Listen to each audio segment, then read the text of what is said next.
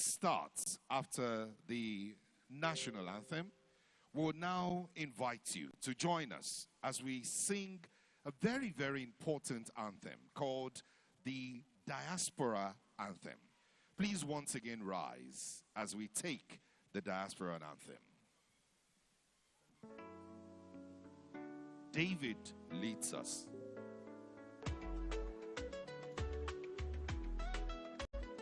Against the land, we shine our light.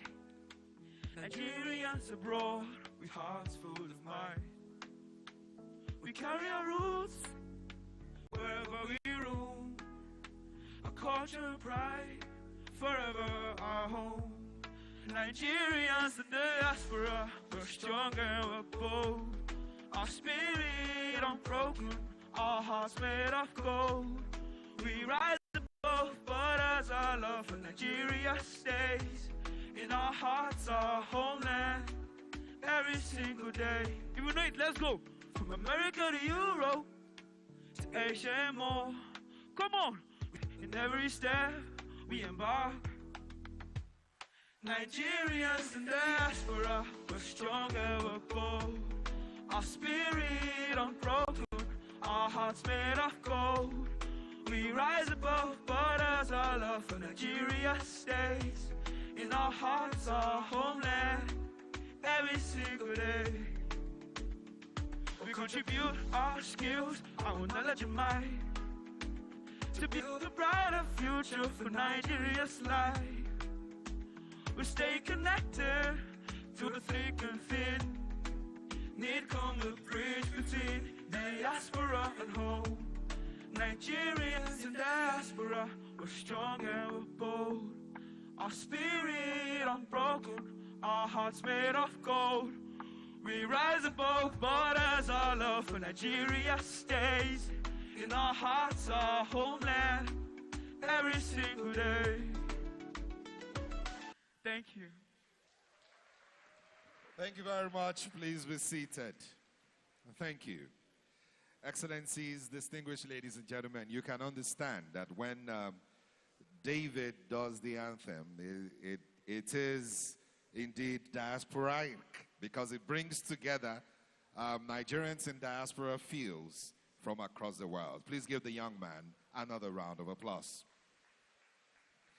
My name is Tope Ojeme. It's an honor to be your compere for this opening ceremony.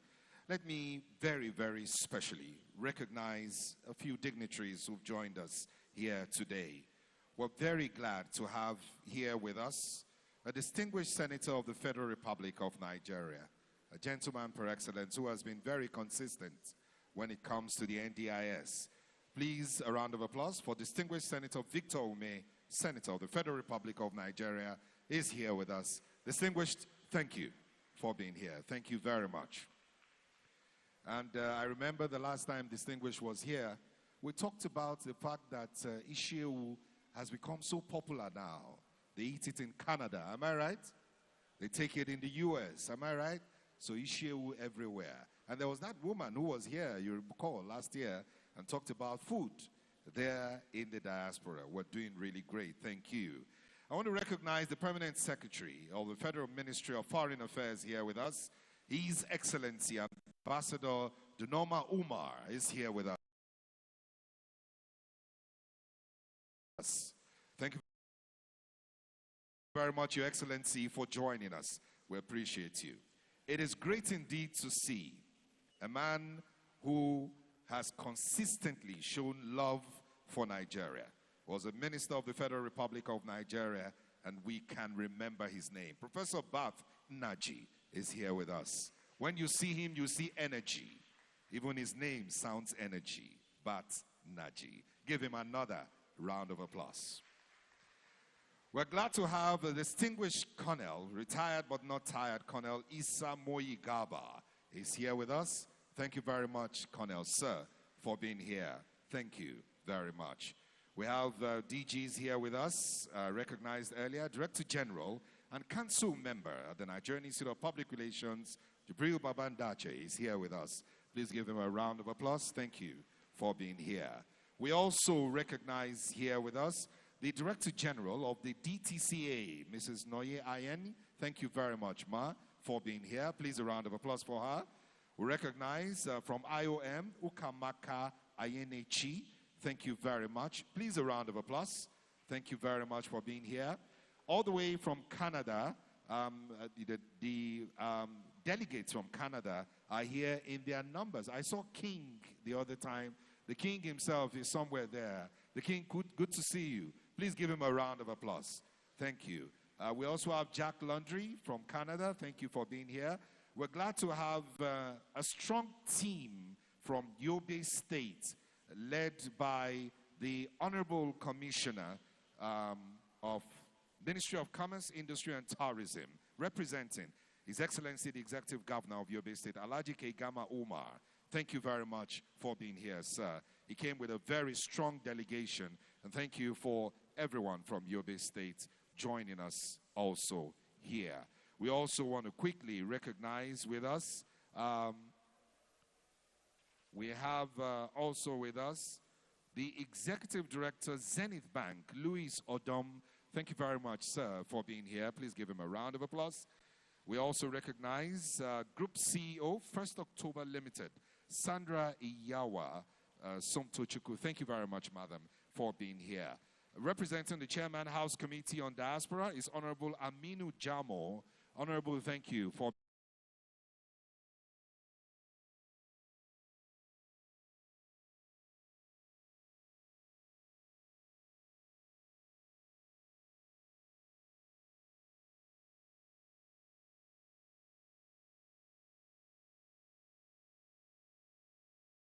here. Say it in your language. In your language. Thank you. Thank you. Thank you very much. Thank you. So, distinguished ladies and gentlemen, it's at this point that I want to very specially recognize this lady of excellence, a woman that has continued to show her love for Nigeria and has continued to show that she is passionate about Nigeria. She's the chairman, Chief Executive Officer, Nigerians in Diaspora Commission, NIDCAM. Please, a round of applause for Honorable Dr. Abike Dabirerewa, OON. And later today, we'll be unveiling something very special. We'll wait till that time. Very quickly, I also quickly recognize from the Ministry of Finance, we have Director, International Economic Relations, George N.S. Thank you very much, Mr. George, for joining us. Please give him a round of applause. So we begin as we have the welcome address. Please help me welcome the Chairman, Board of Trustees, Nigeria Diaspora Summit Initiative, NDSI, and Summit Coordinator, Nigeria Diaspora Investment Summit, NDIS, Dr. Badewa T. Adejigbe Williams. A round of applause for her.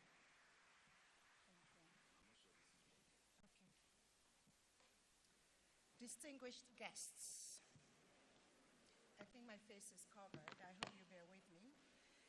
Please permit me to stand on existing protocol. Our distinguished guests, our government representatives, our long-standing partners and sponsors, members of the media, and their brothers and sisters in the diaspora. It is with profound joy and a deep sense of purpose that I welcome you to the 8th Nigeria Diaspora Investment Summit. The journey so far. 8 years ago, the summit began as a modest idea to connect the strength of Nigerians abroad with the abundant opportunities at home. Today, it has blossomed into a tangible, impactful platform where ideas become reality. Diaspora investors discover credible.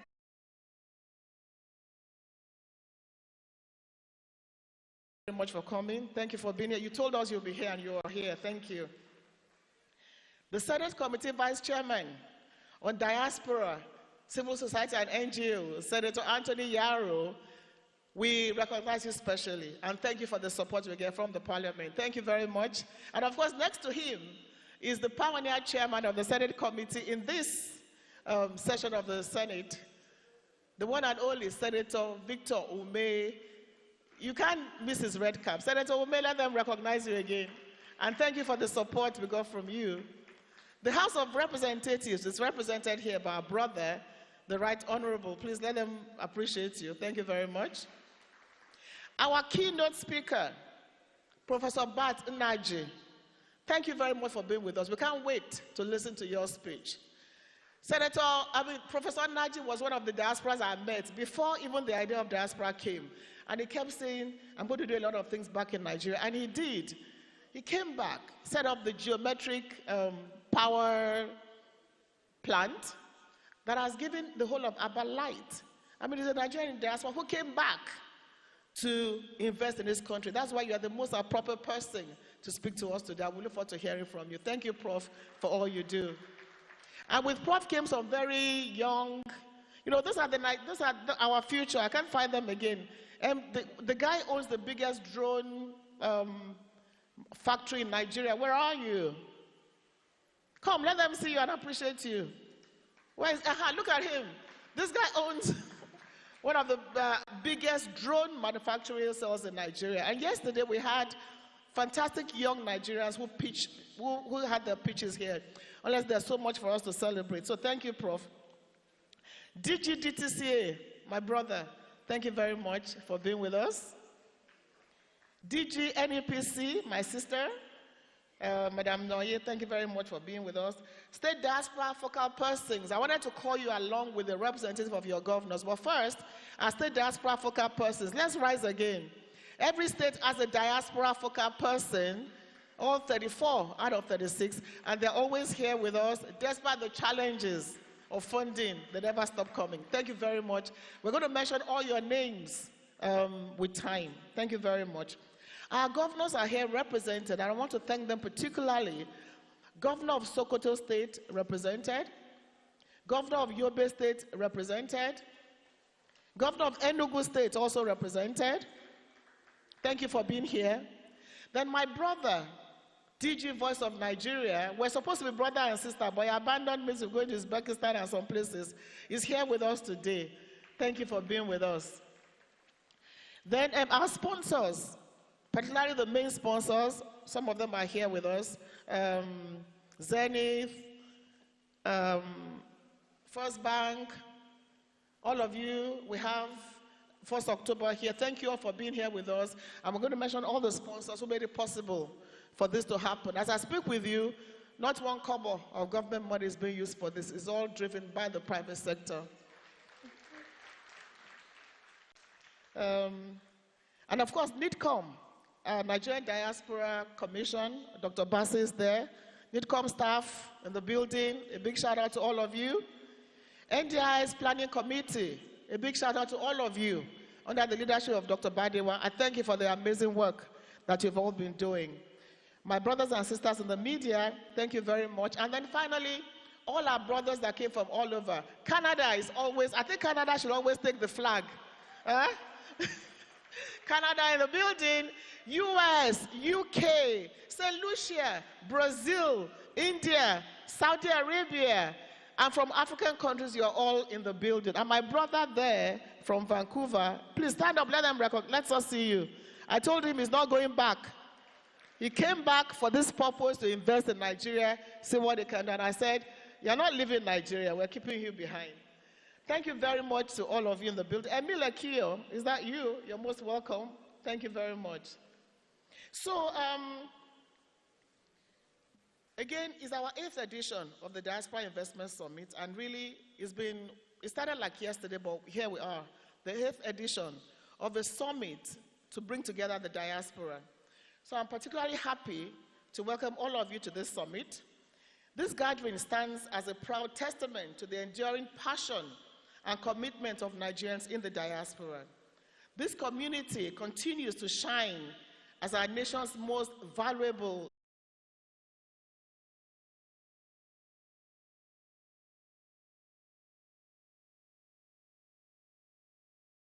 remittances here. We welcome you. Talking about remittances, $25 billion, making us the largest recipient in Africa.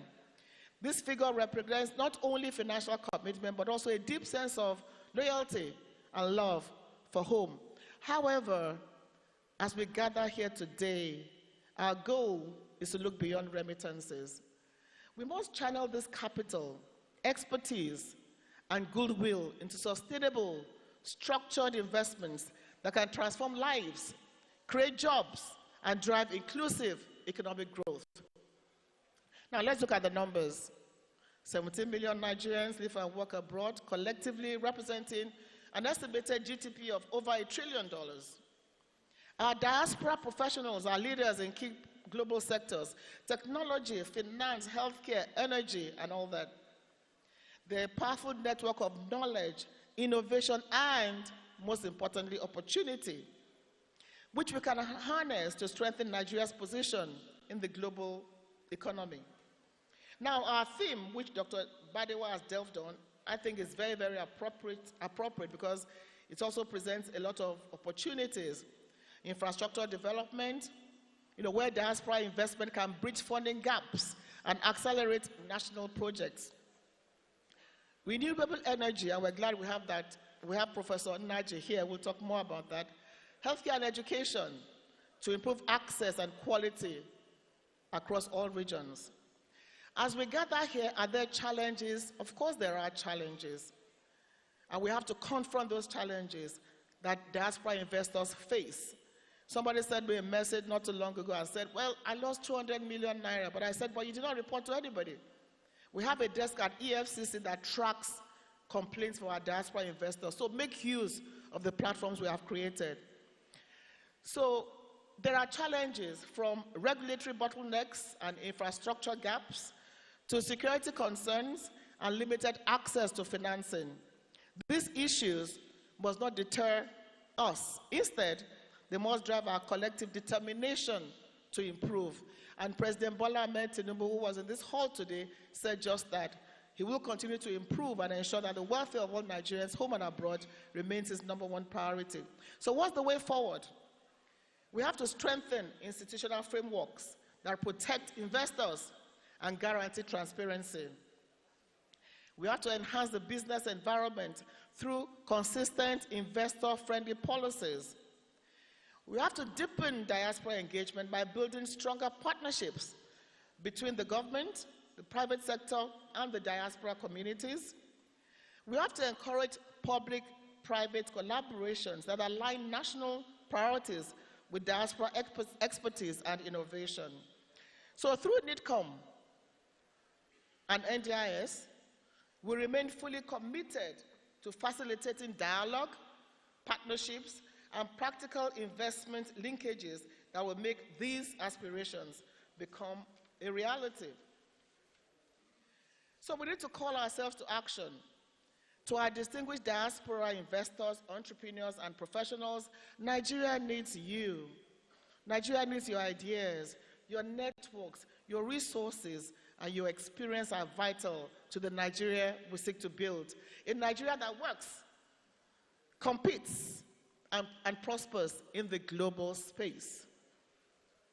We welcome the Honorable Minister of Information and Culture, National Orientation. My brother, you're most welcome.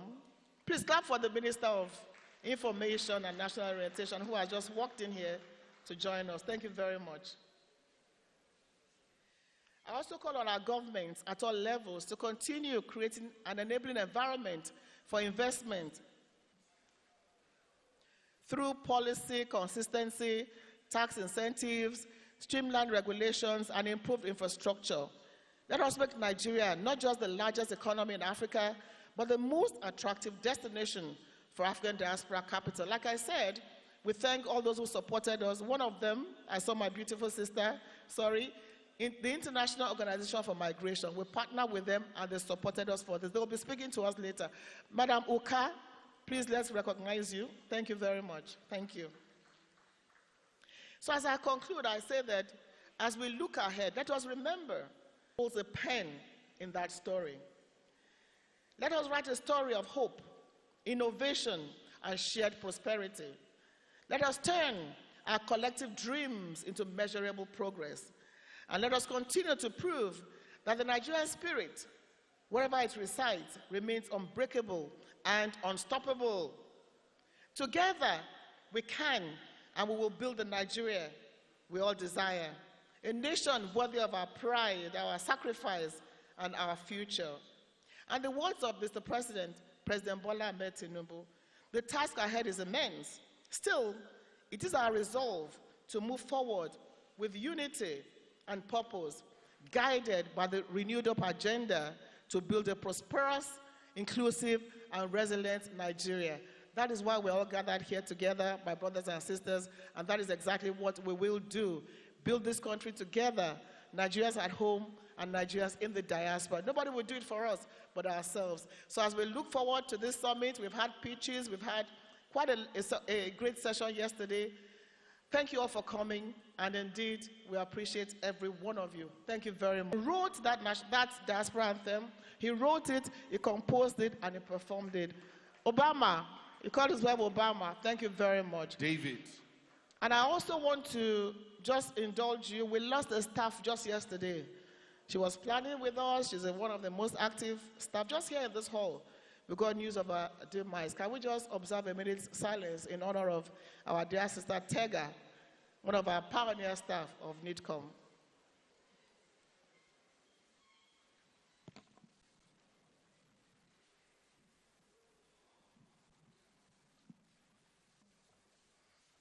May her gentle soul rest in perfect peace. Once more, thank you all, and we look forward to a very successful summit. Thank you very much, and God bless you all. Thank you.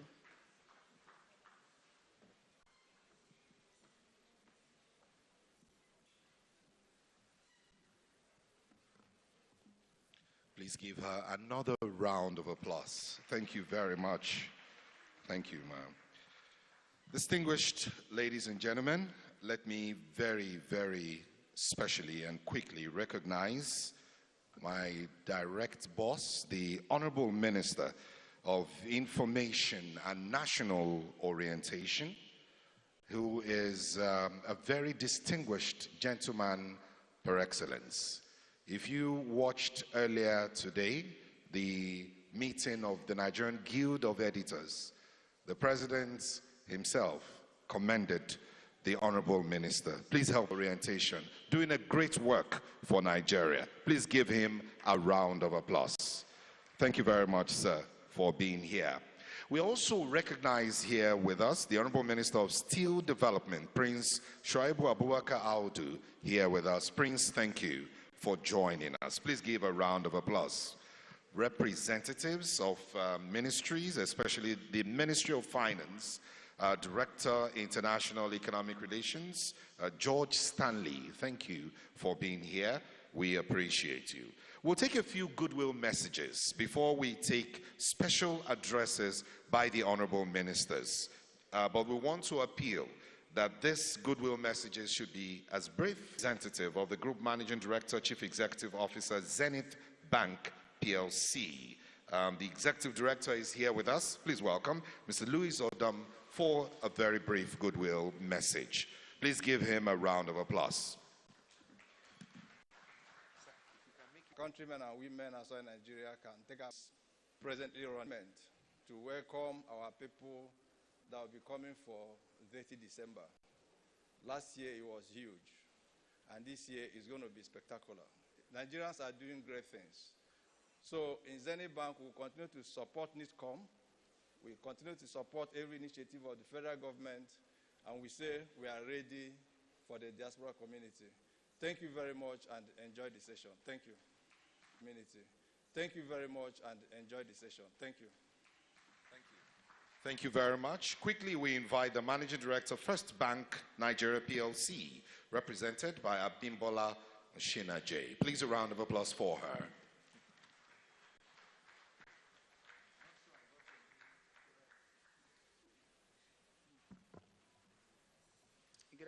Good evening, everyone, and standing on existing protocols, thank you very much for having me. My name is Abimbola Meshnioye, and I'm the head diaspora and expatriate banking for First Bank. I just have some very brief goodwill messages for yourselves. On behalf of my MD, Olusegun, on behalf of my MD, Olusegun Alebiosu. So it is a pleasure and an honor to welcome you all to the Nigerian Diaspora Investment Summit.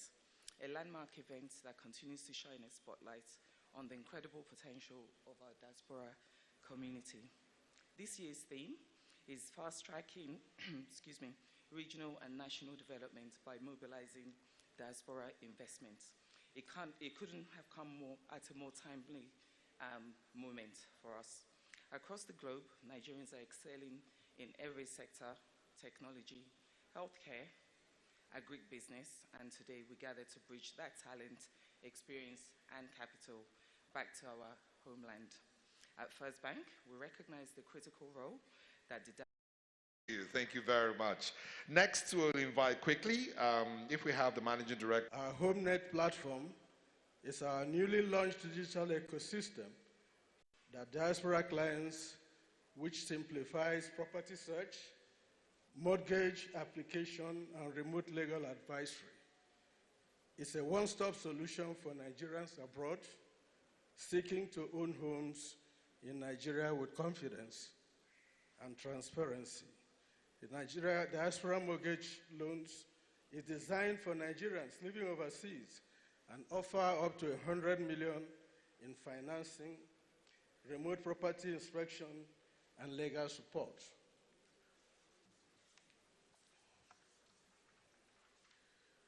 Our Gen Z mortgage loans empowers young professionals with flexible repayment options, financial education, and tech-driven processes. Green mortgage loans, supporting eco-friendly housing with discounted rates and longer tenure, EDGE-certified properties. Treasury products. We have treasury products that include commercial papers, mortgage-backed securities, and our hybrid capital advance plus, offering fixed returns and equity conversion options.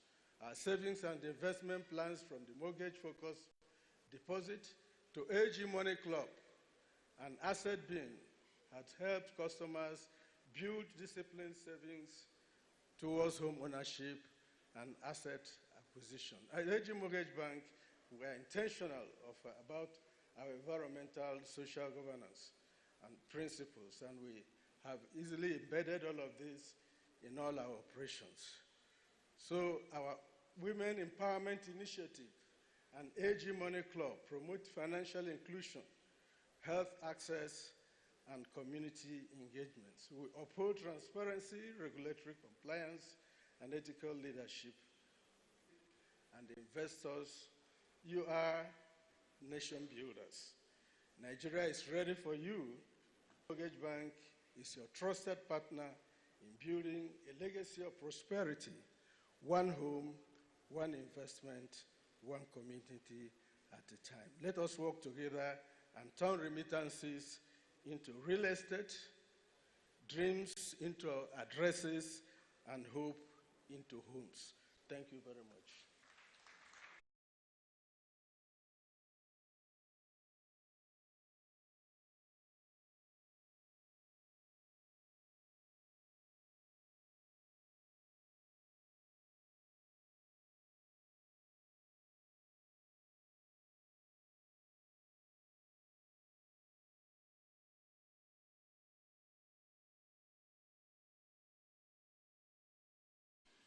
I bring goodwill from Northern Budget Group. We are a financial group. We have businesses across all the financial sector. Northern Budget has a financial asset management company. We have the Securities Limited. We have the pensions. We have the trans credits, which cater for the fintech space. We have the international energy, which caters for the insurance. We have the ClearPay, which caters for the microfinance loans. And we have the infrastructure bank that supports the infrastructure businesses in Nigeria. I'm honored to represent the International Organization for Migration at this 8th Nigeria Diaspora Investment Summit under the timely and powerful theme, fast-tracking regional and national development by mobilizing diaspora investment. Let me begin by expressing sincere appreciation to powerful agents of transformation These flows reached a record $860 billion in 2024, with nearly $100 billion flowing to Africa.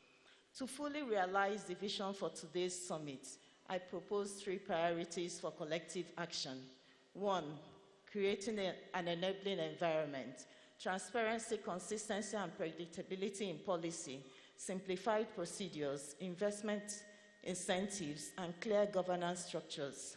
2, diversify investment channels. Beyond remittances, develop instruments such as bonds, mutual funds, and blended finance mechanism. And 3, empower regions and local governments by matching local needs with diaspora expertise and capital, ensuring inclusive and regional balanced growth. Distinguished ladies and gentlemen, the Nigerian diaspora is one of the nation's most strategic assets, a network of talent, capital, and goodwill that spans every continent. Harnessed effectively, this network can help Nigeria achieve Vision 2050, advance the Sustainable Development Goals, and drive the aspirations of Agenda 2060, not only for Nigeria, but for the entire Africa region. At IOM, we remain committed to supporting the government of Nigeria, NIDCOM, and our partners in ensuring that migration and diaspora engagement becomes engines of growth, innovation, and social cohesion. Let us ensure that every Nigerian abroad remains a stakeholder in Nigeria's prosperity, and that the bridges built by our diaspora lead not only homeward, but forward towards shared progress. Thank you very much, and I wish everyone a fruitful and inspiring summit. Thank you very much. I would like to very quickly invite next the Executive Secretary, Chief Executive Officer, Nigerian Export Promotion Council, NEPC, Mrs. Noyi Ayeni, for a brief goodwill message. Please welcome her. While that is on, I want to recognize, citing Dr. Sunday Dare here with us, Special Advisor to the President of the Federal Republic of Nigeria. Welcome, sir. We're glad to have you here, sir. Okay. Your Excellencies, distinguished members of National Assembly, honorable ministers here present, captains of industries, CEOs of agencies, distinguished guests, esteemed diaspora community, ladies and gentlemen, members of the press, good evening. All other protocols duly observed. It is a great pleasure and privilege to bring warm greetings on behalf of Nigerian Export Promotion Council to this important gathering, the Nigerian Diaspora Investment Summit.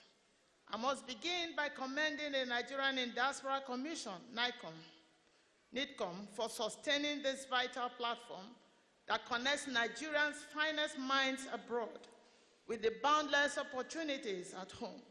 This annual summit continues to affirm that all we know to be true, that Nigeria's strength is not only in her natural resources, but in her people. Nigerians are resilient, they are dogged, they are creative, and they are innovative. Let me especially appreciate and commend my sister, the chairman of Nigerian Diaspora Commission, Honorable Dr. Abike Dabiri Erewa, an amazing personality, a great achiever. I truly, truly admire your passion, your drive, and your unwavering commitment to excellence. The theme of this year's summit, fast-tracking national and regional development by attracting diaspora investment, speaks directly to our shared vision of inclusive growth and economic transformation. The Nigerian diaspora remains one of our nation's greatest assets, a global network of innovators, professionals, entrepreneurs, and investors whose remittances, ideas, and expertise are changing lives every day. At Nigerian Export Promotion Council, we see diaspora community not just as senders of remittances, but as partners in production, in trade, and investment. We see them as drivers of growth and a key enabler of export trade. Many of the products that now proudly bear the Made in Nigerian labels are being promoted, distributed, and championed by Nigerians abroad, our true export ambassadors. Allow me to share a few insights from our work. In 2024, Nigerian non-oil export earned $5.4 billion US dollars, covering 236 different products across 126 countries. I thought we should clap for that. That's the highest ever recorded in the history of the country, $5.4 billion. And this trajectory continued. In the first half of the year, we recorded $3.25 billion US dollars for just half of the year. Please, can we clap for that? So our goal is simple: to promote the development of non-oil export, build the capacity of our exporters, particularly the SMEs, the women, the youth, and equip them with the tools and the skills that they require to play competitively in the marketplace. And also to connect them to the market by also creating value and strengthening linkages between diaspora and local exporters. This program, such as Export 35 Redefined, Double Your Export, and various programs of the Council like One State, One Product, export mentorship and certification programs are all targeted towards creating new markets for these products. So as I round up, these interventions demonstrate the transformative power of partnership, the very essence of this summit. We connect Nigerian producers at home with investors and distributors in diaspora. We are not just building businesses, we are building bridges and prosperity and pride. Our diaspora is our brand. You are our storytellers, our investors, our connectors to the world. Every time you invest, you mentor and promote Nigerian businesses. You strengthen the non-oil export ecosystem and help to realize the vision of a diversified, resilient economy under the Renewed Hope agenda of His Excellency, President Bola Ahmed Tinubu, GCFR. So let me salute you, the Nigerian diaspora, for your passion, your patriotism and persistence.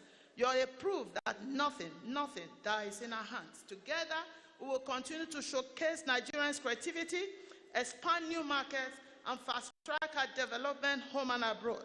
So on behalf of Nigerian Export Promotion Council, I reaffirm our commitment to working closely with NIDCOM and our diaspora community to create a seamless bridge between Nigerian exporters and global investors, because trade is our strength and partnership is our advantage. And from me, diaspora community, Nigeria is a great country. Invest in your own country. Be part of the movement. Be part of the great change. Be part of the great transformation to economic development and shared prosperity. And for us, we are arrogantly Nigerians, and we are proudly Nigeria. Thank you for your kind attention. Thank you very much. Thank you. Last to speak for Goodwill Message is the Director General of the Directorate of Technical Cooperation in Africa, DTCA, Colonel Retired Garba Moyi Isa. Colonel, usually from the army, they use bullets. I'm sure his speech will be like a bullet. But if it's not, I'm not going to stand near him. Remember, he's from the military. Colonel, sir, I'll be very far away.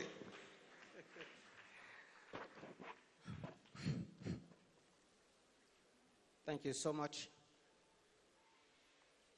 However, don't go far away because the bullet you are talking about is not here. Your Excellency, the Vice President, ably represented here by our own Ambassador Duna Ahmed. Please permit me to stand on the existing protocol. Distinguished guests, esteemed members of the Nigerian diaspora community, ladies and gentlemen, on behalf of Directorate of Technical Cooperation in Africa, it is my honor and profound gratitude to welcome you all to this edition of Nigeria Diaspora Investment Summit, a forum that has grown to become one of the most credible and impactful platforms for connecting our diaspora with business and investment opportunities back home, and continues to serve as a bridge between our nation and its vibrant sons and daughters across the globe. I wish to commend the organizers, Nigeria in Diaspora Commission, and the Nigeria Diaspora Summit Initiative for bringing together key stakeholders to discuss strategic opportunities for investment in the country.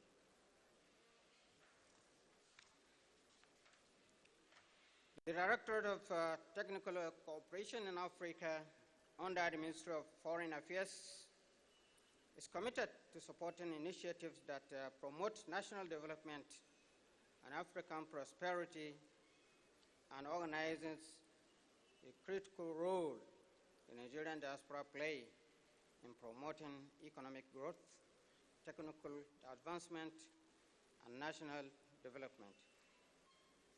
And the key agency dedicated to technical cooperation and development, we are dedicated to harnessing the potential of our diaspora experts to drive sustainable development, foster innovation, and enhance regional integration, ultimately contributing to the prosperity and well-being of our nation and the African continent. Our involvement in the organization of the Nigeria Diaspora Investment Summit is not merely ceremonial. Rather, it is an affirmation of our founding conviction that only Africans can develop Africa. At DTCA, we firmly believe that the transformation of our commitment must come from within.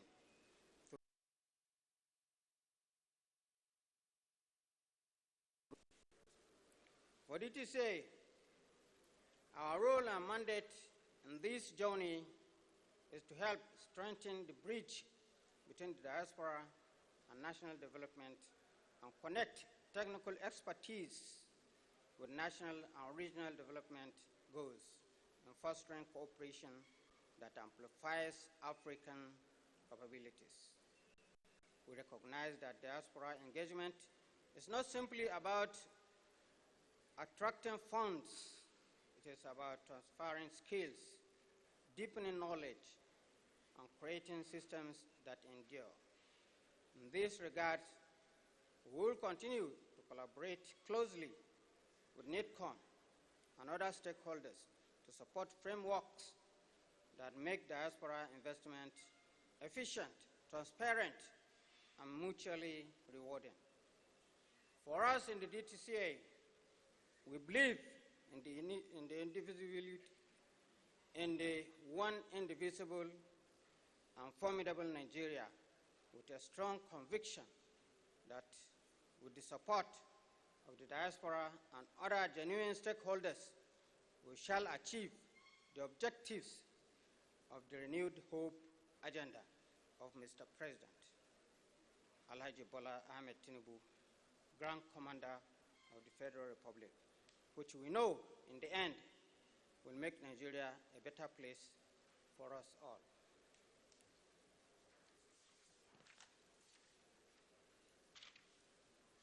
In conclusion, I wish to reiterate our support for this initiative. I wish to commend the Chairman, Chief Executive, Honorable Dr. Abikedabiri Erewa, Officer of the Order of the Niger, with her team at the Nigerian Diaspora Commission, the Nigeria Diaspora Summit Initiative, and indeed staff of the Directorate of Technical Cooperation in Africa for their tireless efforts in engaging the diaspora and positively shaping Nigeria's global narrative. I also salute the participants and investors whose presence here reflects a deep belief in Nigeria's potential. The DTCA remains a proud partner and promises continued collaboration and support in the years ahead. Together, We will continue to promote partnerships that bring real progress to our region, strengthens our national unity, and project Nigeria's leadership across Africa. Therefore, I wish you all fruitful discussions, meaningful engagement, and successful outcomes. Long live the continent of Africa. Long live Federal Republic of Nigeria. Long live sons and daughters in the diaspora. Long live Federal Ministry of Foreign Affairs. Long live Nigeria Diaspora Commission and the TCA. Thank you for your rapt attention. Thank you. Thank you very much. The next set of speeches will be in quick succession. We'll be welcoming the Special Advisor to the President on Public Communication and Orientation, after which we would have the Honorable Minister of Steel and Development, and our dear Honorable Minister of Information and National Orientation will also speak. Then we would have the Chairman House Committee on Diaspora Affairs, the Chairman Senate Committee, the Vice Chairman is here, and then we'll be able to move on to the keynote. So now please welcome the Special Advisor to the President of the Federal Republic on Public Communication and Orientation, Dr. Sunday Akindare, for a brief special address. A round of applause, please.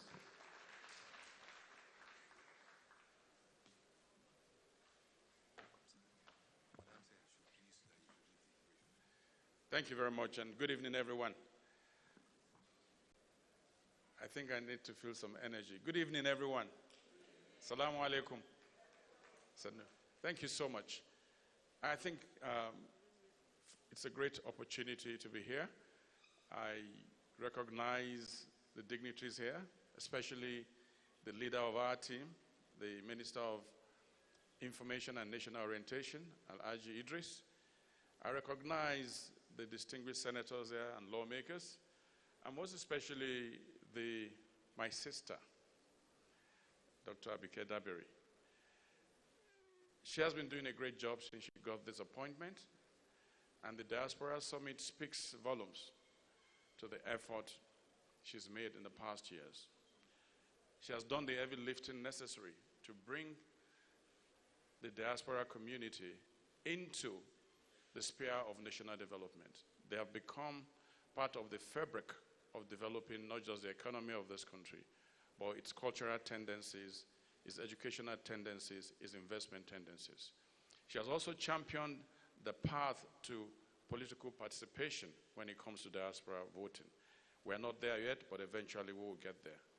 But I haven't sat down this evening. I've listened to two key speeches from two women who have spoken directly to the heart of the matter. I want to just add my voice this evening to support the effort you're making and to say the diaspora community remains strategic to the achievement of the renewed hope agenda of Mr. President, and helping us to tap into this community is the work that Dr. Abike Dabiri does with our team.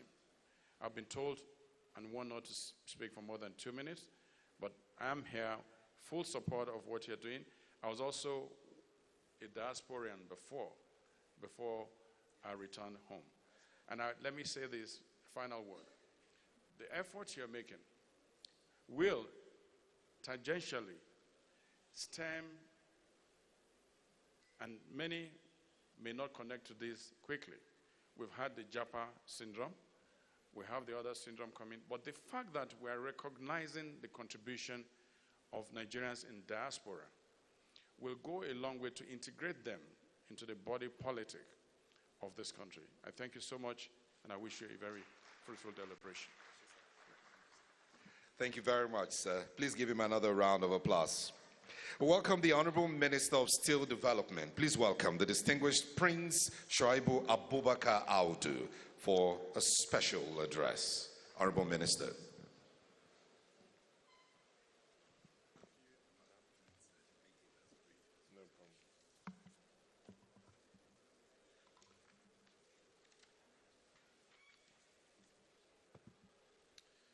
Let me start by recognizing the Vice President of the Federal Republic of Nigeria, Senator Kashim Shettima, GCON, ably represented by the Permanent Secretary, Federal Ministry of Foreign Affairs.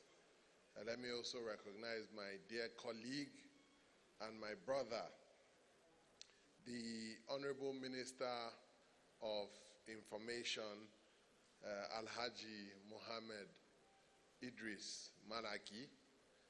Let me also recognize my brother that has just stepped in, Honorable Dele Alake, the Honorable Minister of Solid Minerals Development, Honorable Abike Dabiri Erewa OON, Chairman of the Nigerian Diaspora's Commission and Chief Host, all distinguished ladies and gentlemen here present. It gives me great pleasure to address our esteemed Nigerian diaspora community, our nation's valued ambassadors and partners in development. Today, I bring a message of renewed confidence and opportunities in the Nigerian steel and metals sector. The creation of the Ministry of Steel Development by His Excellency President Bola Ahmed Tinubu in August 2023 was hinged on a number of key objectives. One, to reduce the importation of steel products, which was estimated at over $4 billion annually per annum, to evolve a regulatory regime that would guide the sector, and to generate employment and promote technology transfers for Nigeria's economic sector. So far, we have had some key achievements, which is that the Metallurgical Industry Bill has passed the second reading, which would guide and provide regulatory framework for the industry. On the Ajaokuta Steel plant, we are having very advanced discussions with potential Chinese investors that are coming in to rehabilitate the plant. In addition to that, we have achieved the following: 5 mini LNG plants. We did the groundbreaking in January 2025 that brought in $500 million.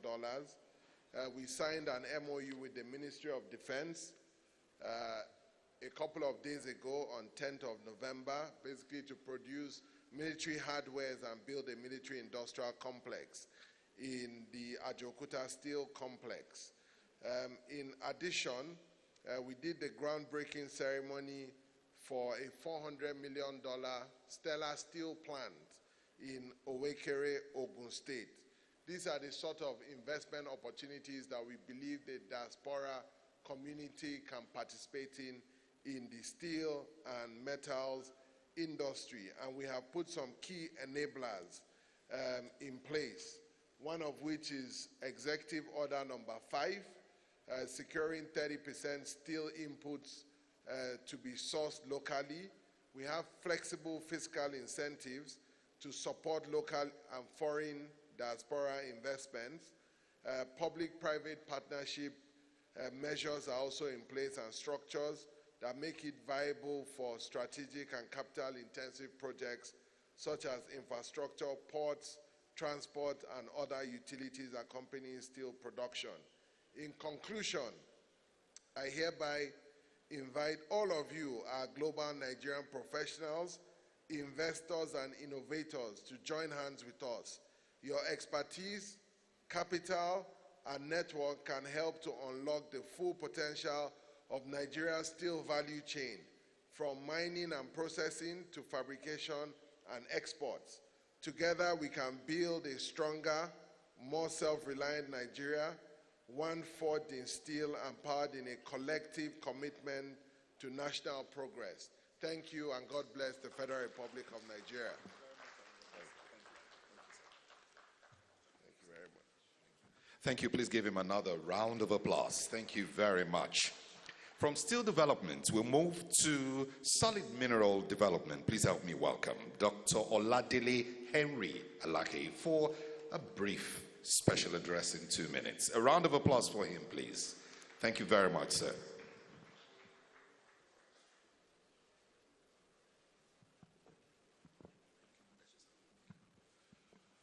Distinguished ladies and gentlemen, Your Excellencies, my colleagues in the Federal Cabinet, investors are patriots from the diaspora, and gentlemen of the media. It's a pleasure to be here with you and to exchange ideas with our creme de la creme from the diaspora. Well, the theme of this conference is, as it says, investment. The essence is to drive investment into Nigeria's economic space. With regards to solid minerals specifically, I'm sure those of you who have jackpot, for a while, will realize that before you left, Nigeria operated a monocultural economy, which was largely dependent on petroleum, oil. And that was the mainstay of the Nigerian economy for decades. But unfortunately, while we were awash with the revenue accruing from the petroleum, I call it inflow of petrodollars. Ideally, if we were in the same climb in those days or years, we should have channeled the accrued revenue from the petroleum sector into regenerative, constructive sectors of the economy. But we had too much money and we didn't know what to do with the money. And so we embarked on a consumption spree. And rather than utilizing those hard-earned petrodollars very wisely and judiciously, we started a session of luxuriant consumption, and what I call extravagance, flamboyance, which also led to the massive erosion of values of the Nigerian society as we knew it. And of course, normally what would happen when you embark on deconstructive investment and channeling funds into non-regenerative sectors of the economy, the entire economy would collapse. And that's what we witnessed in Nigeria. There's no use denying the obvious truth. Now, at the advent of this government, the Bola Ahmed Tinubu administration, you all recall the mantra of the government is renewed hope agenda. And that renewed hope agenda has one of its critical core elements, the diversification of the Nigerian economy, away from fossil fuel, away from petroleum. And there were two very important reasons that really made the Bola Tinubu government to make diversification of the economy a core item on the agenda, the renewed hope agenda. One is the fact that the world today is moving rapidly into green energy. There's a global movement towards green energy. And the resources necessary to power this green energy are solid minerals. So it was actually an economic imperative for us to diversify into judicious exploitation of our solid minerals in Nigeria. Secondly is the fact that if the world is moving rapidly towards energy transition, it then means in the medium to longer term, less money, less revenue will be accruing to the country from petroleum. So again, we didn't have a choice. if you were going to put Nigeria on a progressive economic trajectory, then we needed to really be serious with diversification of the economy. And that was what the Bola Ahmed Tinubu government is doing. Now, on assumption of office, about 2 years ago, and I was seconded to the solid mineral sector, we did a survey of the landscape, the entire ecosystem of the solid mineral sector in Nigeria, and we discovered quite a number of challenges. The first assignment was to put a solid mineral sector on the global map. And so my team and I drew up a 7-point agenda. The first was to aggressively market the Nigerian solid minerals internationally and locally, divert attention to that sector away from oil. Secondly, we identified security as a major challenge in that sector. You know, those of you who are very conversant with mining, anywhere there's an abundance of solid minerals, especially in Africa, is usually associated with insecurity. So it's not peculiar to Nigeria at all. In fact, one of the countries that should be the richest in the world is DRC, Democratic Republic of Congo. It controls about 70% of the world's supply of cobalt. And this mineral had been exploited by the developed societies for several decades, if not centuries. But today, DRC is holding the shorter end of the stick. There's insecurity, there's banditry, there's instability, there's all kinds of nefarious things you can think of because of the solid minerals there. So when we talk about insecurity in mining or in solid mineral sector in Nigeria, it's not a peculiar phenomenon. If you look at the landscape and do a content analysis, you will see what I'm talking about. However, on identifying our own challenge, we decided to take the bull by the horns and do something creative, something novel. So I made a presentation to the president for the establishment of a special security architecture devoted solely to combating illegal mining and curbing all the nefarious activities in that sector. And the president graciously agreed, approved it, and we established the mining marshals, which is the first in the history of this country, a security architecture targeted strictly at the solid minerals. And within a year of its operations, the mine marshal in apprehending over 300 illegal miners, and of course prosecuting currently over 150 of them, and we've secured convictions of over 25 convictions, including foreigners engaging in these untoward activities in the solid mineral sector. So the essence is that a message had been sent to the sector that is no longer business as usual. You can't come into Nigeria and behave with impunity and violate our local regulations with reckless abandon. And that message is sinking fast. I received delegations of miners associations, whether Chinese Miners Association, European, local, and all of that, coming to tell me that yes, they've gotten the message.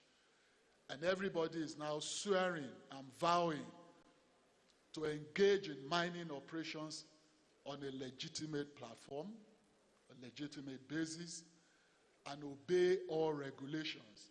And then we met a huge allocation of licenses and titles, clogging the mining space. We had a lot of people with titles, licenses, mining titles, for upwards of 10 years without a single operation, without utilizing those licenses, clogging the space for serious investors to come in. And when we go out to market solid minerals of Nigeria, people ask me questions. We can't get the licenses.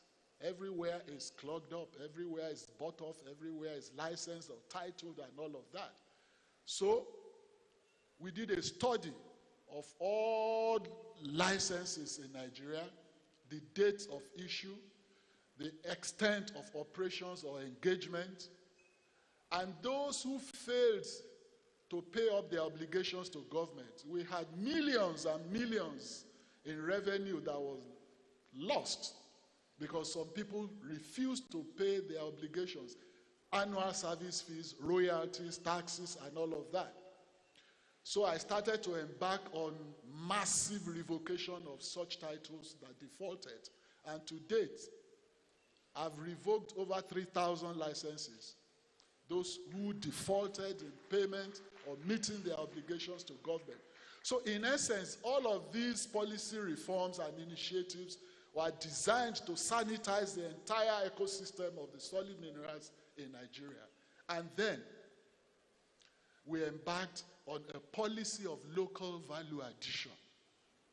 Hitherto, operators in the sector would come in, dig the minerals out, and ship out raw minerals.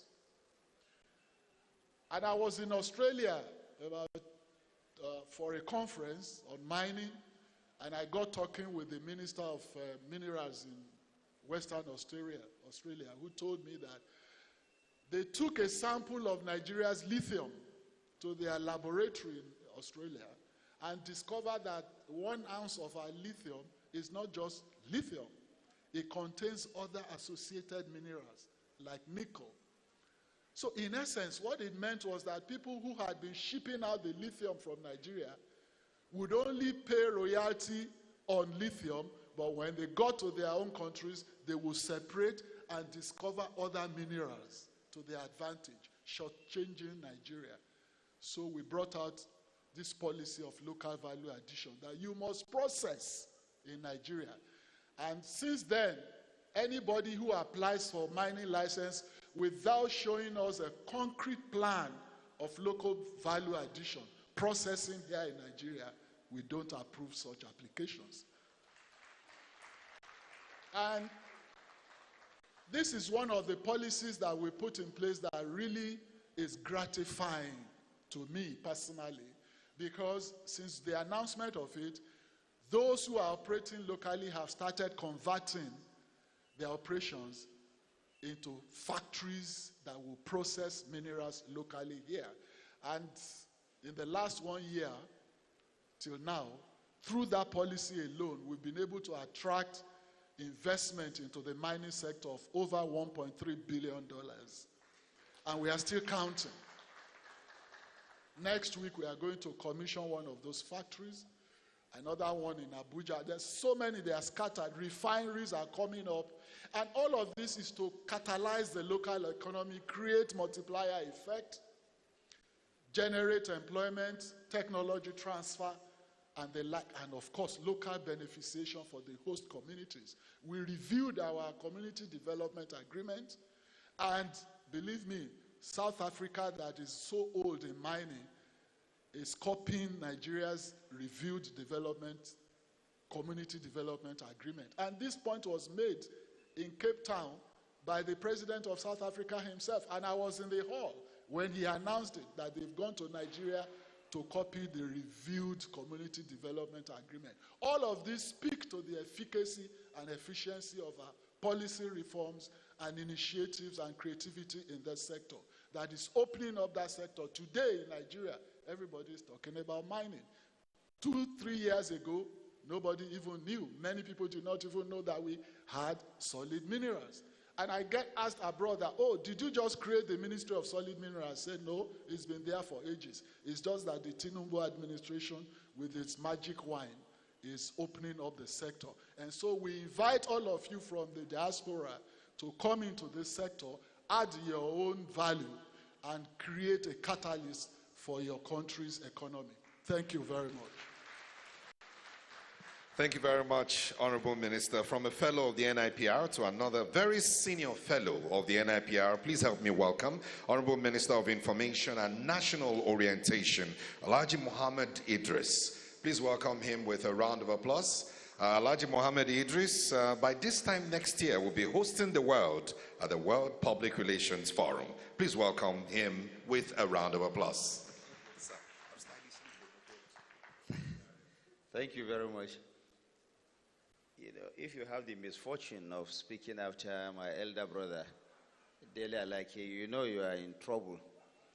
When he came into the hall, and as he was just sitting down, he was asked to come and speak, and he was asking me, what is it about? I said, just hold the microphone.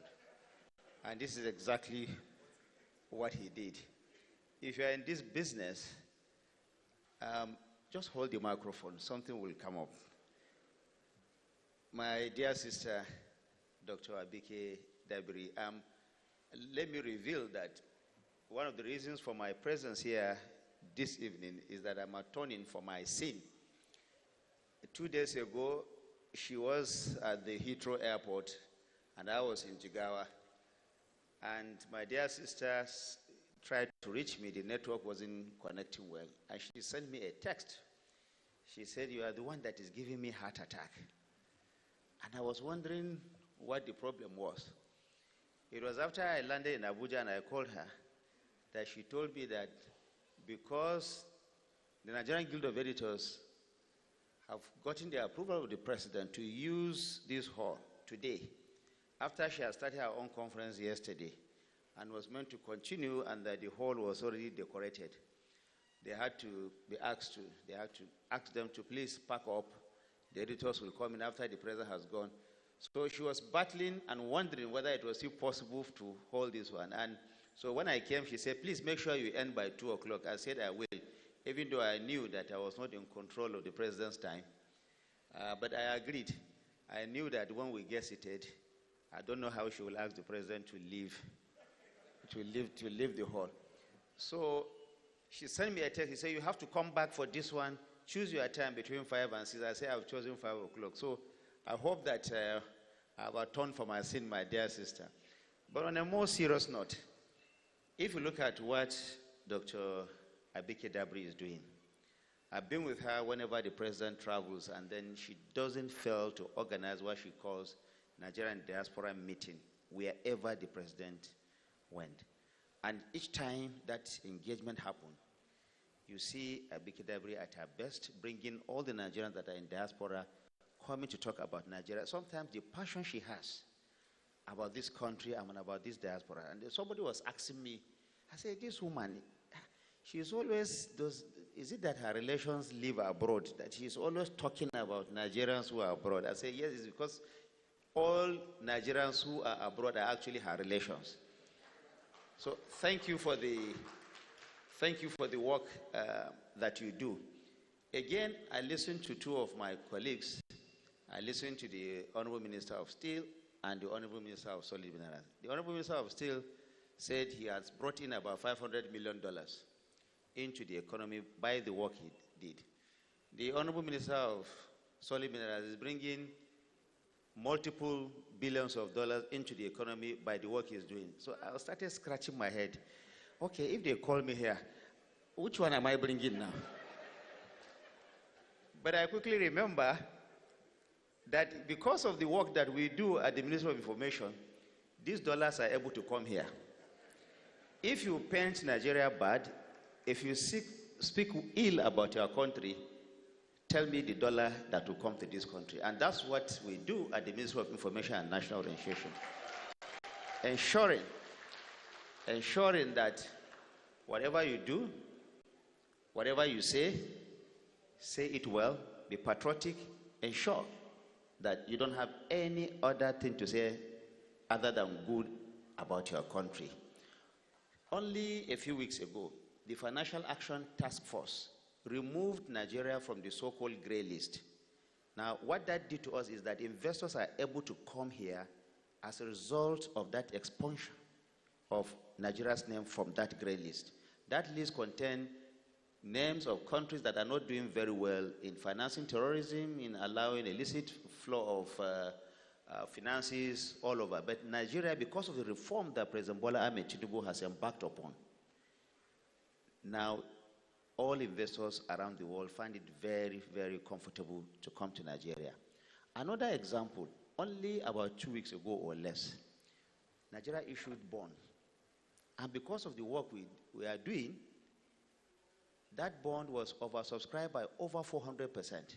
So all those who are saying that Nigeria is not good, you want to japa, people outside are seeing the good that is happening in your country and are coming in. What else, or where else will you go? Nigeria is the only country where you can stay here. If you know what you are doing, you make all the money here, legitimate money. And the president has said, all investors, what was happening hitherto was that investors were coming. Take the aviation sector, for example. They come in here, make money, but to repatriate those funds became almost impossible. Within the first year of President Bola Ahmed Tinubu, every fund that is owned by this airline, they were able to repatriate it outside this country. Nobody, there's no airline now that will say it doesn't want to operate in Nigeria because it cannot repatriate its funds back. The president is saying, by the consolidation of the Presidential Enabling Business Council, PEBEC, that whatever you do, bring in your money, do good business here, take your money out, provided you follow our laws and our rules. This is what we are helping to amplify at the Federal Ministry of Information and National Orientation. So, my colleagues, I'm also bringing billions into this economy.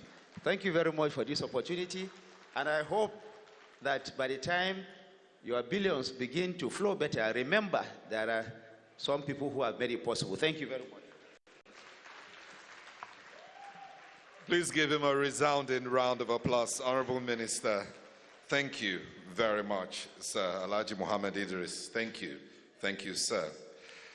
Your Excellencies, very distinguished ladies and gentlemen, we'll now move to the House of Assembly as we will now invite the Chairman House Committee on Diaspora Affairs, Honorable Tochukwu Chinedu, who is represented here by Honorable Aminu Jamo. Honorable Aminu Jamo takes the stage for a very brief special address. Please give him a round of applause.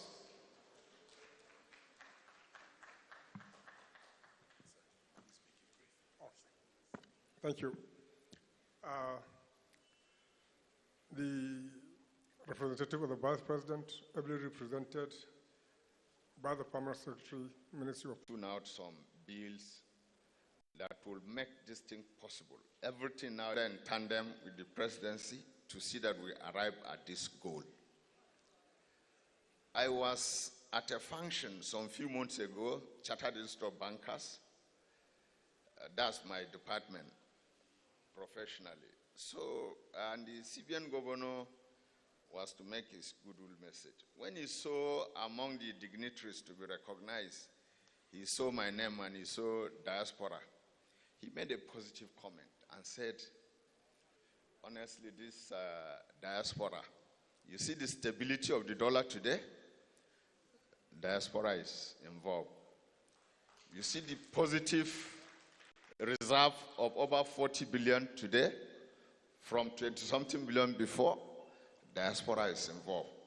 One of the fastest growing units in terms of inflow of foreign exchange to make this possible by the Syrian governor himself. He said, Diaspora are involved. So I stood up, I did like this. I said, okay, yes. That's the importance of what our sister is doing today. Very energetic. And my sister also a small story. I've never told her, she didn't know I knew. She used to be in career in the information sector in the NTA. And you know she was brilliant. Everybody that watches NTA at that time, you know that. She's first class there in NTA. Then she learned in the National Assembly, we get good pay. So she delved into politics, and she was in the House of Representatives. And then when she came, she said, where is this money that people are saying? She saw that there's no money. So you people should know that we don't have money. That's what I'm trying to say. Then she quickly went back to politics again, and today she's here, very active in campaigns and everything. I don't know where she gets extra energy. I will have to ask her after this session. Ladies and gentlemen, we are to make policies, rules, and regulations to regulate areas, and we are ever ready. You guys got our back. We work 24/7 to make sure that we are there. In terms of good working, enabling environment we create for you. Diasporans, please, there's no time like now that you will be comfortable. We assure you of that one. Under the good policies and renewable agenda of President Bola Ahmed Tinubu, GCFR. Ladies and gentlemen, this conference is open. It started yesterday, it's peaking today. Tomorrow we'll be here. Nothing but let the dollars flow. Let the foreign exchange flow. We are ready to make those policies an enabling environment. Thank you, ladies and gentlemen. Thank you very much, sir. Your Excellencies, distinguished ladies and gentlemen, we've come to the high point of the opening ceremony. It's the point where we hear from the keynote speaker, who is a distinguished gentleman par excellence. Please, I want to welcome to the podium before he speaks, and I read a brief citation of Professor Bath Naji, NNOM, Commander of the Order of the Niger. Your Excellencies, distinguished ladies and gentlemen, his name actually is Bartholomew Naji. He's a Nigerian engineer, not just holding the engineering profession, but one who practices appropriately. He's an innovator and one of the investors of the e-design concept. That, in the script, is where you need to clap. Please clap for him. This man hails from southeast Nigeria, Enugu State precisely. He went through his education in Nigeria. Yes, Enugu people, please do it well, do it well. You should be happy. If you want to stand to do it, go ahead. He hails from southeast Nigeria, but he's also a diasporan, having studied in different universities. He's a researcher. He focused on three major topics: computer-aided design, robotics, and computer-aided engineering. Using the knowledge he gained from his research pursuit, he adopted the term geometric reasoning, the idea that most things we operate have a geometric configuration. He later became the Minister of Power in this country. When you think Naji, you think power. You need to clap for him. Excellencies, distinguished ladies and gentlemen, our keynote speaker is a seasoned technocrat, a distinguished gentleman per excellence. He is one that always thinks about a better Nigeria. Please welcome to the podium distinguished Professor Bartholomew Naji, NNOM, Commander of the Order of the Niger. Honorable, you're welcome, sir. Thank you very much. Thank you very much. I want to start by saluting His Excellency, Mr. President, and the Vice President, ably represented here by the Permanent Secretary of the Ministry of Foreign Affairs. Your Excellencies, Honorable Ministers, distinguished members of the National Assembly, distinguished ladies and gentlemen. It is a pleasure to be in the midst of my colleagues from Diaspora, my natural constituency. I thank the chairman of Nigerians in the Diaspora Commission, the Honorable Dr. Mrs. Abike Dabiri Erawa, for inviting me. Her determination and focus to improve our fatherland is self-evident, and so many of the speakers here have spoken about her passion, and she truly has made it possible for Nigerians in diaspora to become part of the equation in our development. I imagine that she invited me to speak because of my background. I was from 1977 to 2005, one of the millions of Nigerians in the diaspora. I went to the United States, like many Nigerians, for a university education, and later stayed back to conduct research and teach in American universities. But for the long years I lived abroad, I made every effort not to lose consciousness of my culture or my origins. In fact, I was so deeply involved in Nigerian affairs that I collaborated with other Nigerians to establish the Nigerian People's Forum, which was an association of Nigerian intellectuals, professionals, and entrepreneurs in the United States. I served as its first national chairman. We brought together top Nigerian business and public figures with their counterparts in the US.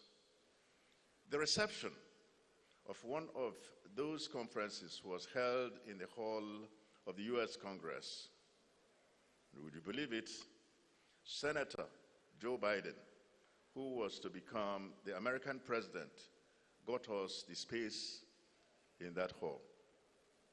In 2000, that NPF and the Ethiopian organization held a fundraiser for presidential candidate Al Gore, who made some groundbreaking promises to Africans in the US through us.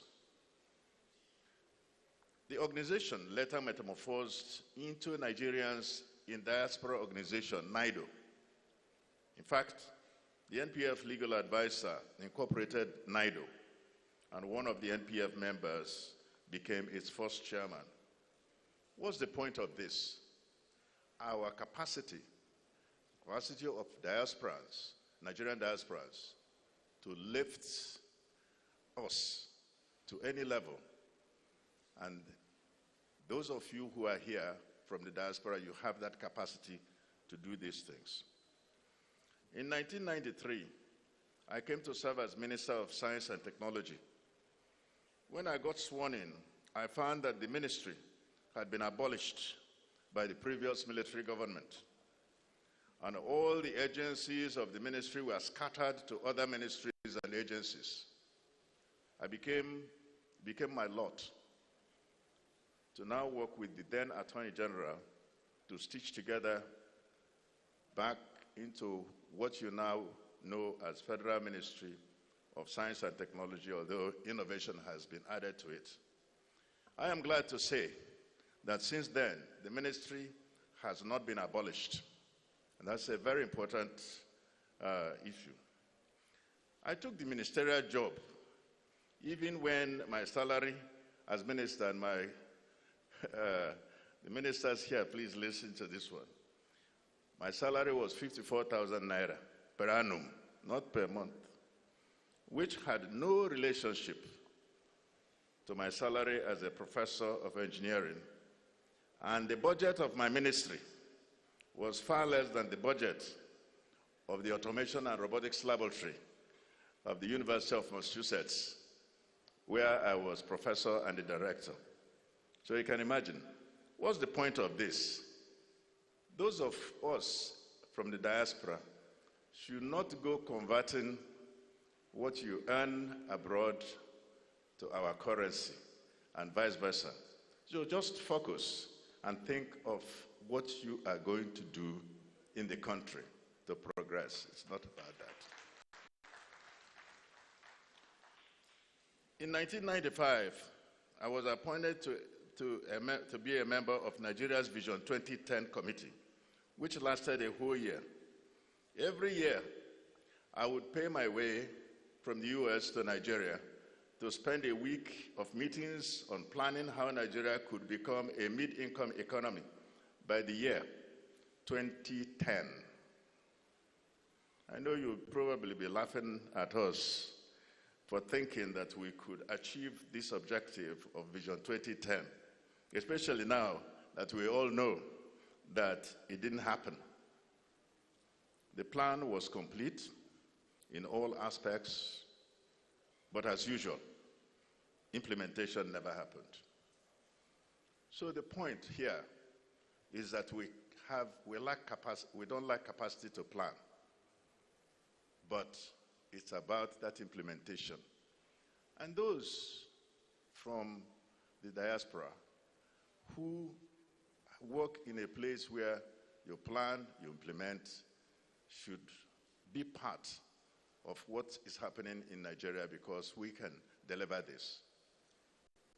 So in all this, the re-establishment of the ministry and the work of Vision 2010, I never thought of the economic benefits to myself, but rather just the opportunity to make a difference that could lead our beloved country's realization of the much vaunted potential as the giant of Africa. With the return of democratic governance in 1999, there was an opportunity to build a power plant in Abuja, what they called Abuja Emergency Power Plant, because NEPA was building a line from Shiroro to Katambe, and they needed an emergency plant. Usually, this kind of project is done by international companies, but then President Obasanjo allowed some small team of Nigerian engineers, which I worked with, to now build this 22 megawatt power plant. And during this period, the power plant ran successfully, delivering reliable electricity to the central area of Abuja, including the State House, for as long as the fuel was there. This is very important, that fuel for power plants, very important. If you have the plant, you can deliver reliable electricity. So, encouraged by this achievement, this plant was was commissioned in 2001. So, encouraged by this, both Dr. Ngozi Okonjo-Iweala, who was then new Minister of Finance, and the World Bank President, Jim Wolfensohn, asked me in 2004 to consider building a power plant in Aba for industrialists that will perform like the Abuja EPP, Emergency Power Plant. They were visiting Aba and discovered that the #1 problem for moving the place to seamless production of goods is all about electricity. So what's the outcome? The result is that today, Aba enjoys better electricity than any other part of Nigeria. Although we are not yet done, we are not yet where we want to be, but we are sure that we are moving steadily to having absolute reliable electricity in the place. Some say we are celebrating 60 days of no blink of electricity and so on, but we want year on year, as it should be anywhere in the world. Lest I forget, the over $800 million Aba Integrated Power Project is the largest single investment in the Southeast. So my members of the diaspora, if we can do it, you said,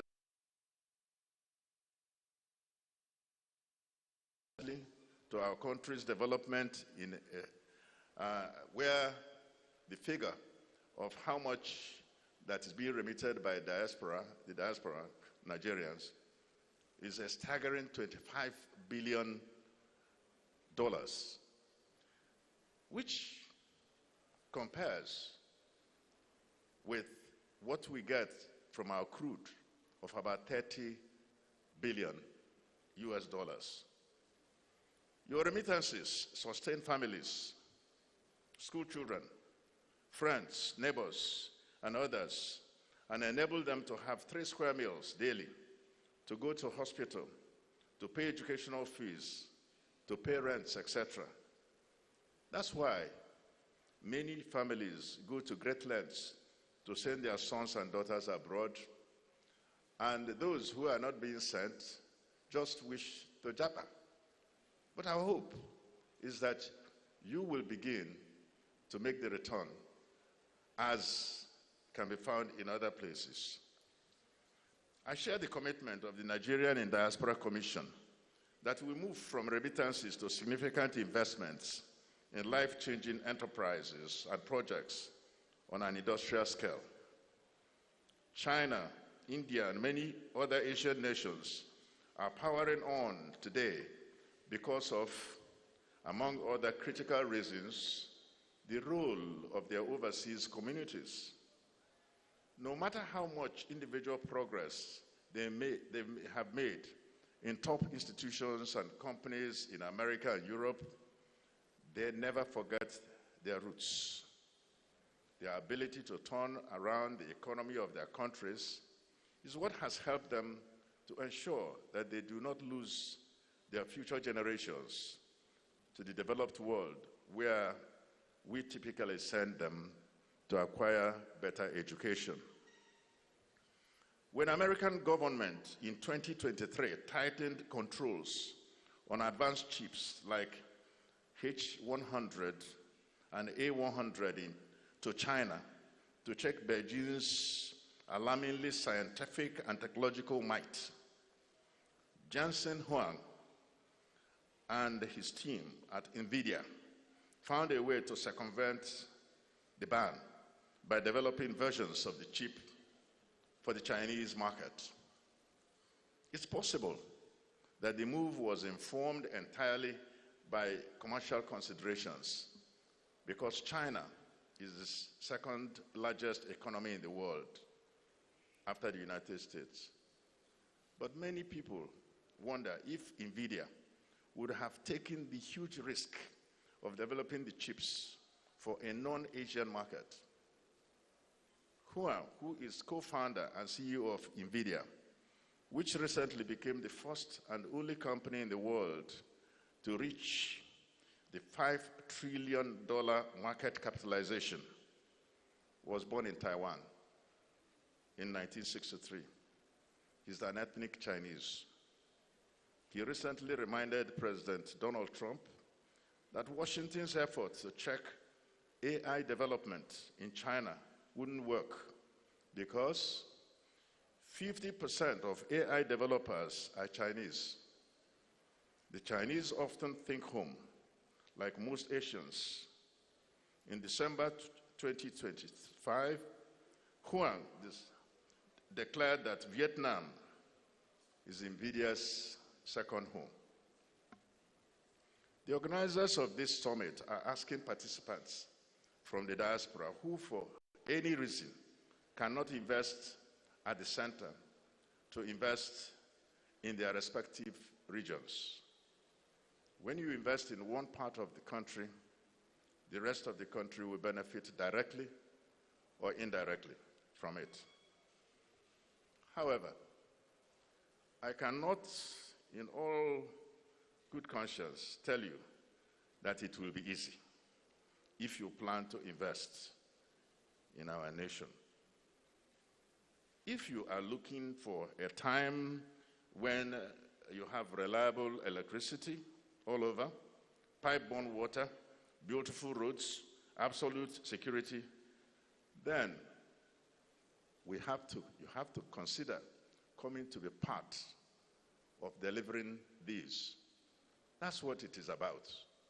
Be part of the solution. Many in the diaspora look for soft landing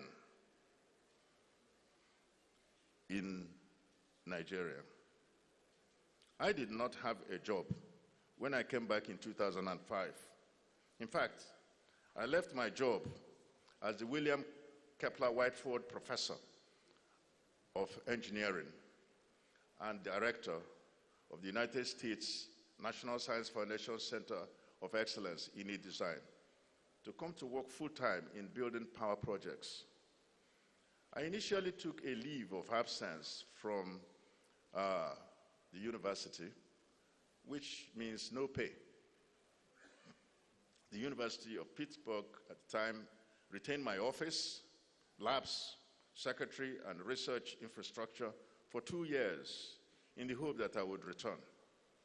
But I resigned in 2007, informing them that I will not be coming back.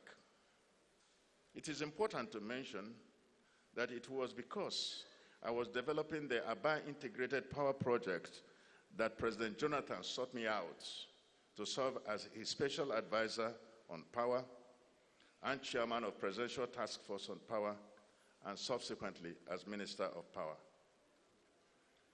As we were developing the Aba IPP, the Aba environment was so inconducive that one of my European workers got kidnapped, and we had to rescue him after 9 days by doing the needful.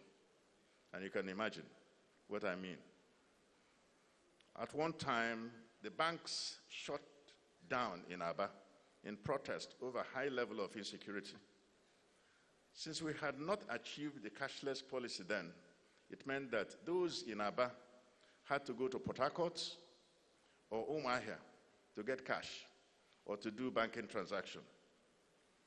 But we stayed through all these challenges.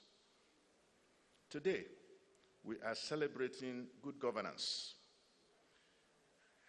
better security in Abia State, and we have become a key part of the burden transformation of that region. To be a successful, thank you. To be a successful investor, you must be persistent and maintain high integrity. Lenders and equity investors must be able to look at your track record as a person and be comfortable with you.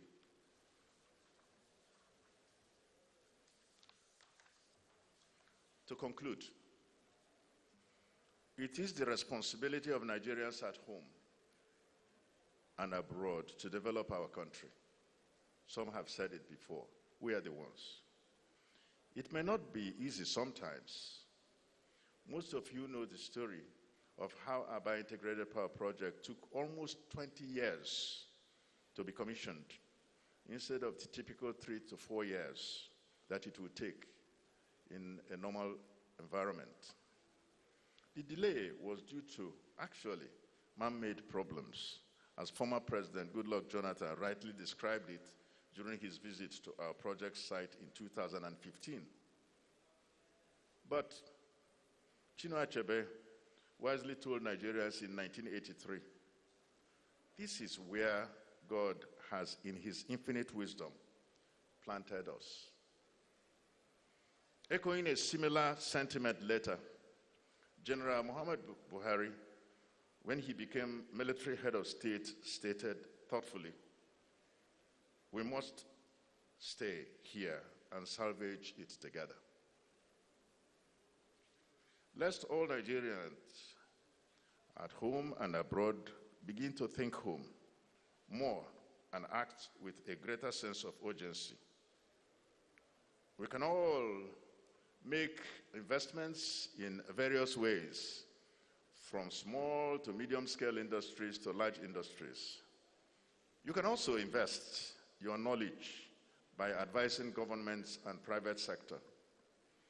You can do your due diligence and identify reputable partners abroad and those at home with whom you can form joint venture.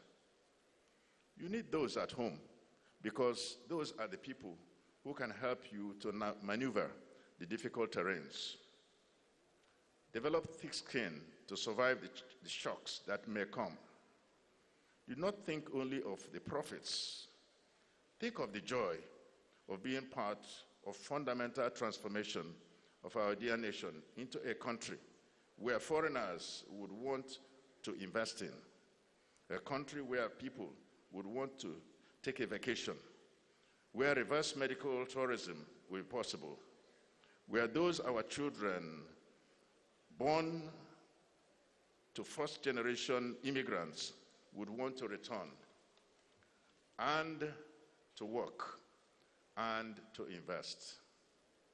You have all the ability to do this.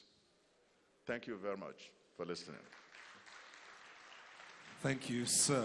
Please give him a round of applause. Professor Bath Naji, Nigerian National Order of Merit and Commander of the Order of the Niger, former Minister of the Federal Republic of Nigeria. Please give him another round of applause. Your Excellencies, very distinguished ladies and gentlemen, very clearly you would say that the keynote presenter is indeed a man who understands these issues as founder and chairman, Geometric Power, and former Minister of Power. Please help me give him yet another round of applause. Thank you very much, Prof. It's now time for the presidential address. To give the presidential address is a distinguished gentleman par excellence.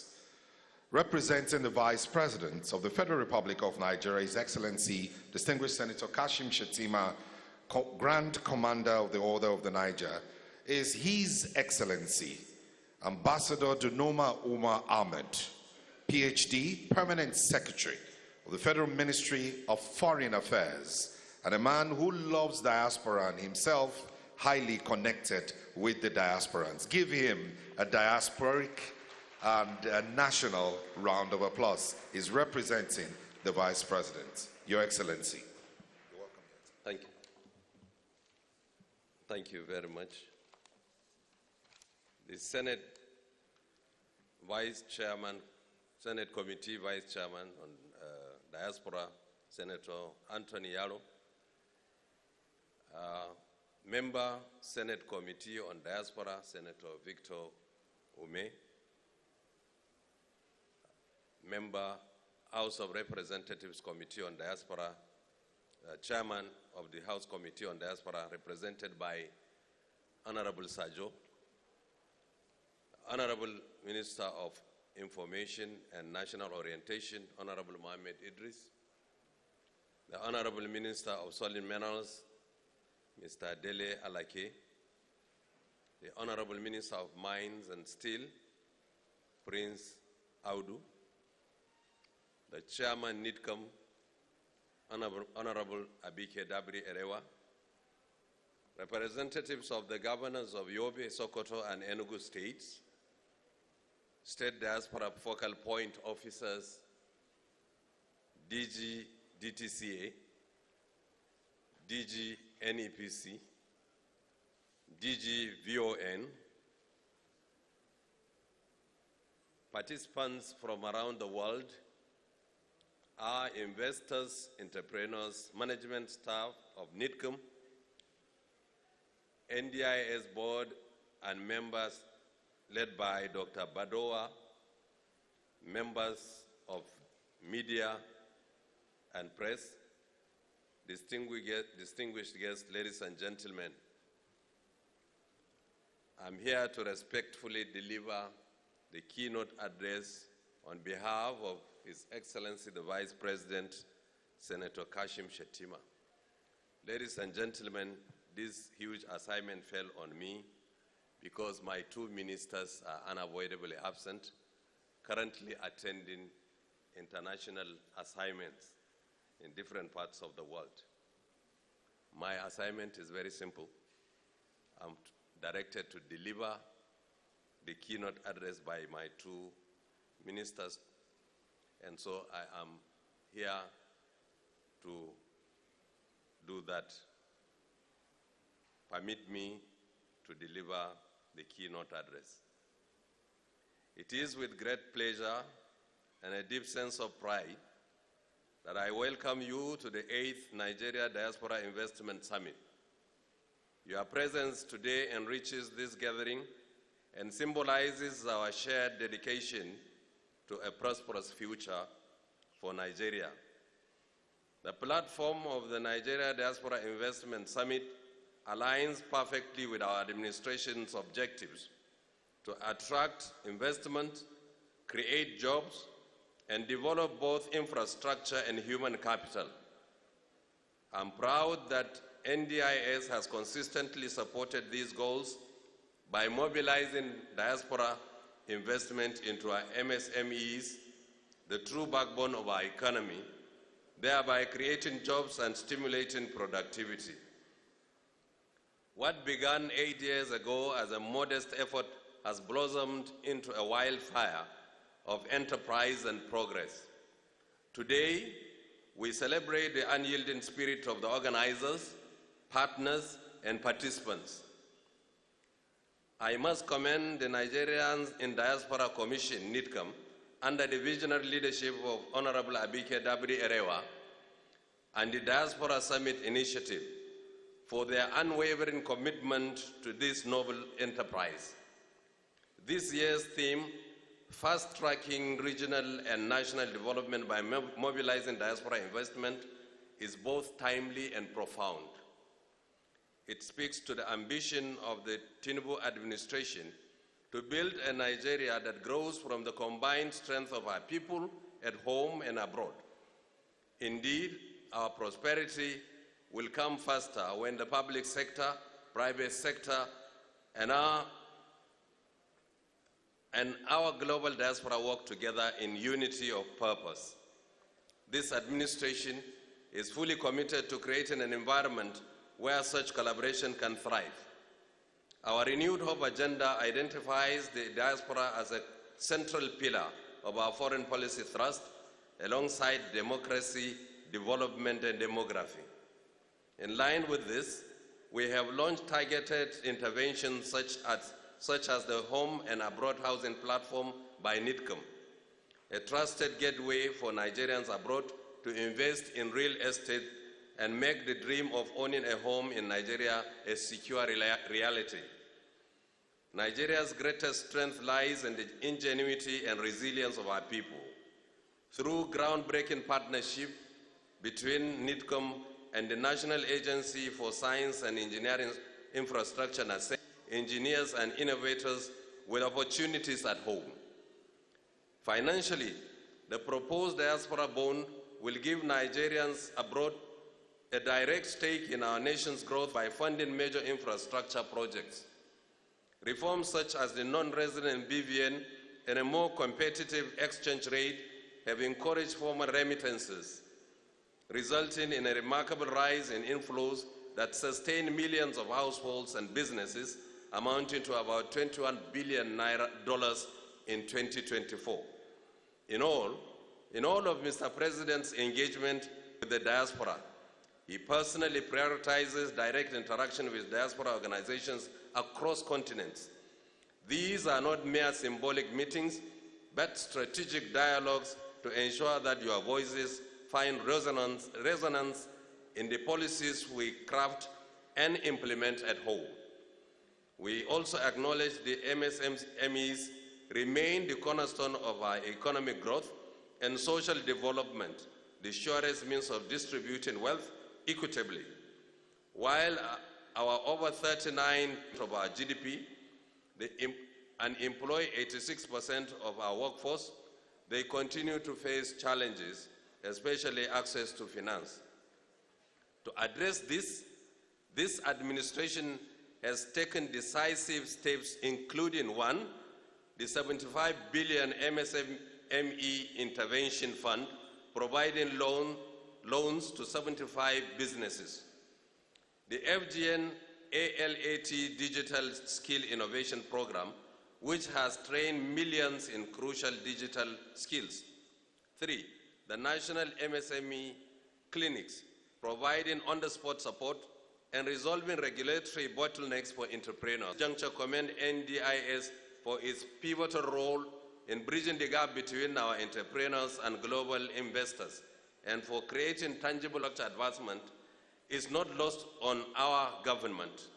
We have therefore placed infrastructure at the heart of our national development strategy.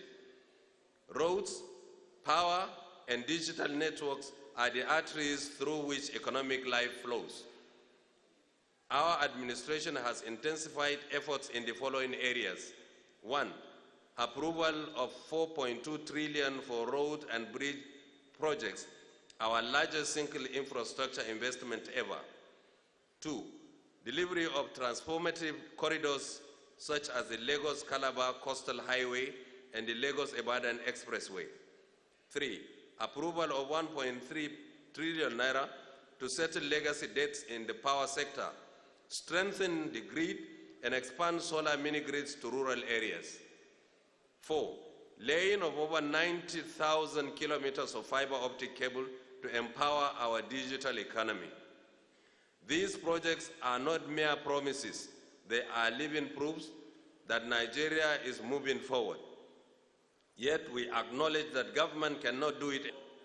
To truly fast-track development, we need synergy, a deliberate alignment of our infrastructure, our MSCs, and our diaspora investments. When these three forces work together in harmony, shared ownership, progress becomes progress becomes unstoppable.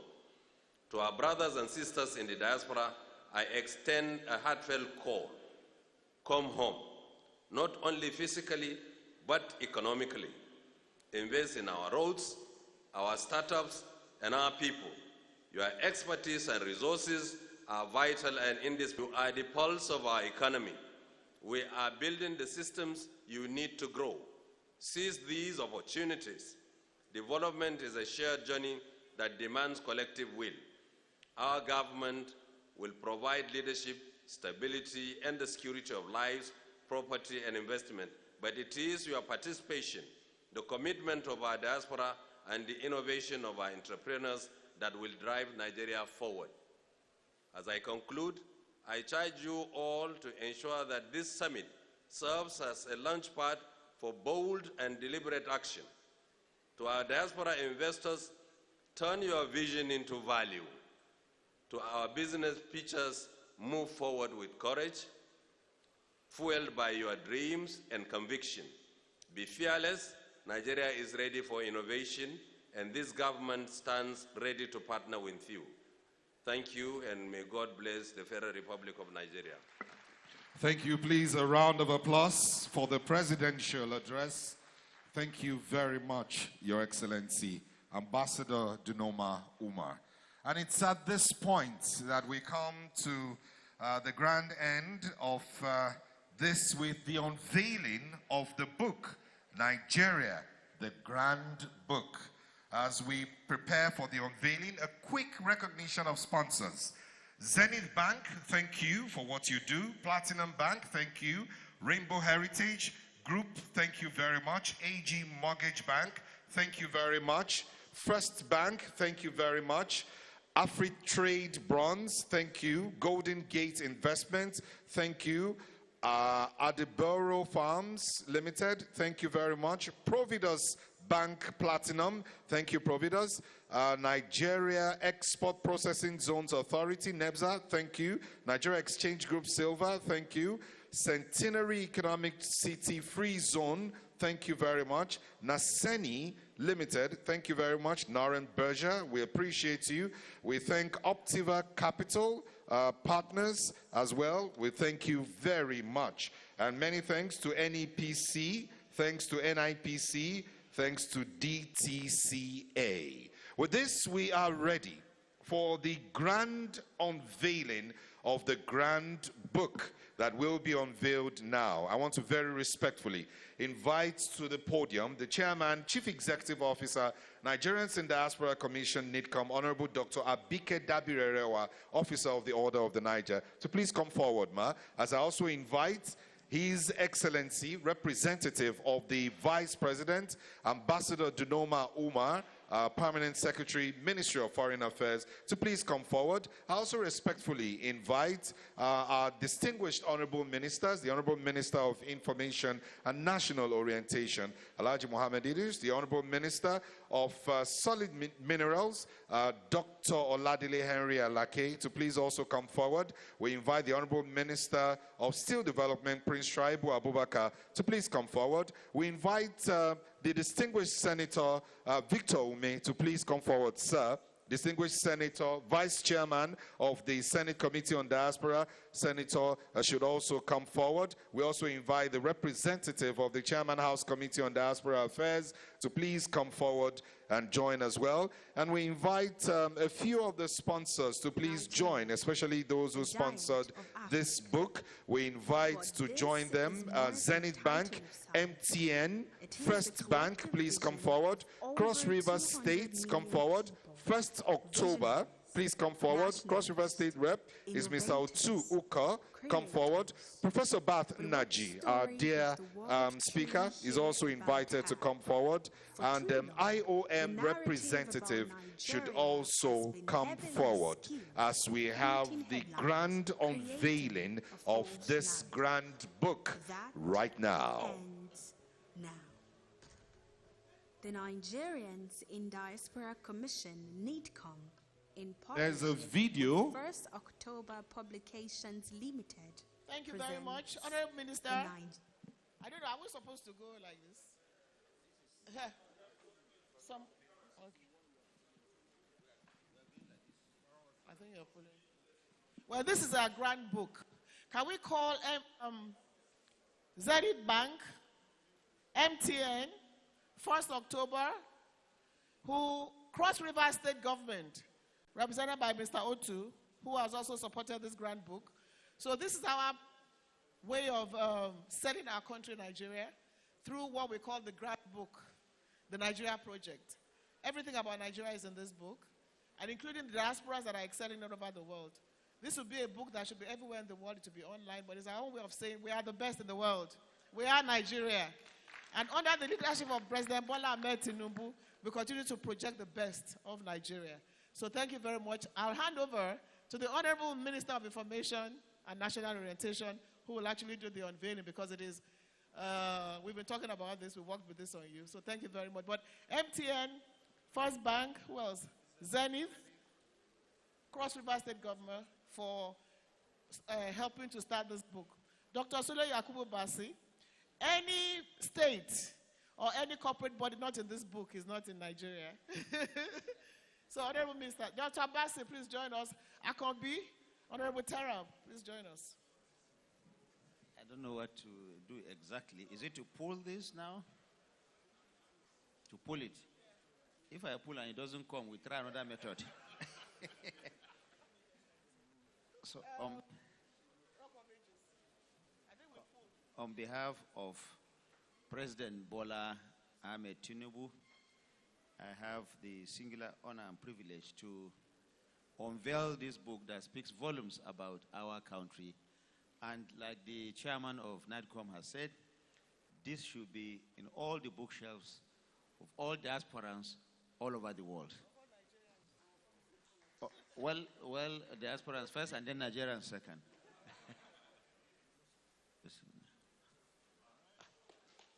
So it has not come. Aha. So now, National Souvenir Nigeria, this is the book. Oh, the book. Oh, the real one is actually here. It's not empty, you can see. It's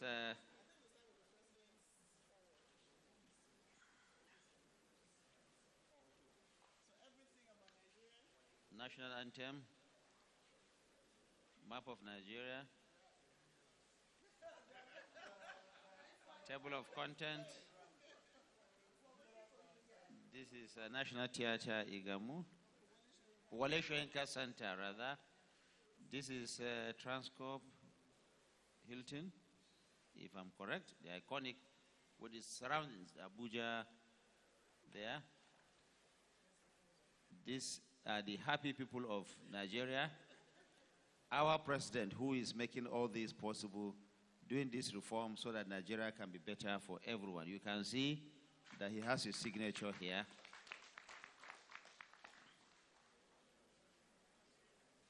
This one, and the chairman herself. You see her looking ever young on this picture. So everyone will have this. It's impossible to go through all the pages.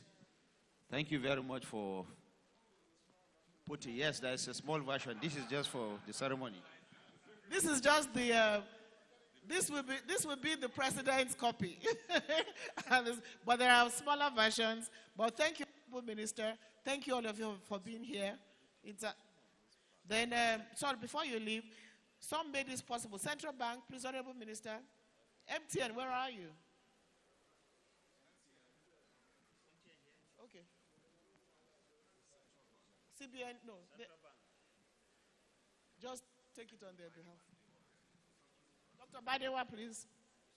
Yeah, Dr. Badewa is representing them. Okay.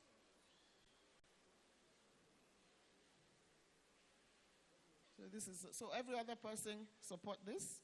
But definitely we have Zenith Bank. You can come over. Sandra, yeah, you're here. Take this on behalf of First Bank, CBN. Thank you very much. Thank you. Zenith Bank.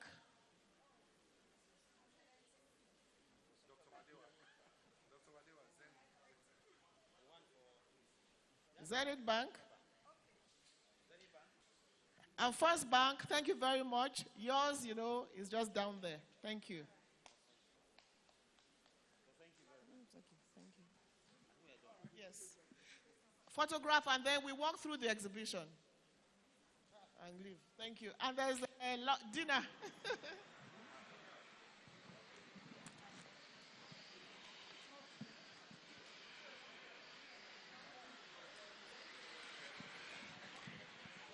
And so the okay. And that will be presented later. We now proceed for exhibition. We proceed to the exhibition booths. Ensure that you are part of this, because this is where you get to meet most of the features and most of the sponsors and the great deals of what is going on in Nigeria. And while this is on, a quick reminder that the program continues tomorrow, the final day of the program. You're invited to ensure that you're here early enough, as we'll have the pitching sessions, creative, entertainment, sports, infrastructure, real estate. Those sessions will hold tomorrow, as we'll also be wrapping up tomorrow. This is to say thank you to everyone who's been part of today.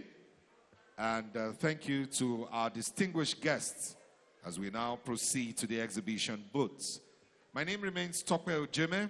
Have a good evening, everyone, and bye for now. There's a lunch for everyone before you go. Please ensure you participate in the lunch before you go. See you tomorrow.